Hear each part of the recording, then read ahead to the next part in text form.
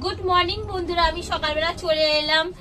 আর ঠান্ডা পড়ে গেছে একটুখানি, ঠান্ডাতে কেমন গা ফা খসখস করে। তো জয়ের এটা হচ্ছে আমি বডি লোশন নিয়ে নিয়েছি, কালকেই নিয়ে এলাম, একদম কম দামের মধ্যে নিয়েছি। তো রীতিমতন আমার ভীষণ ভালো লাগছে এটা। কালকে আমি মেখে দেখলাম, সারাদিন পর একটু গা খসখস করেনি, কিছু করে না। এই ভিডিওটা তোমাদের মাঝখানে একটু ছড়িয়ে দিচ্ছি। হ্যাঁ, একটা সব থেকে গুরুত্বপূর্ণ কথা হচ্ছে, তোমরা যদি ফেসবুকে কাজ করে থাকো, কারোর কথা কানে নেবে না।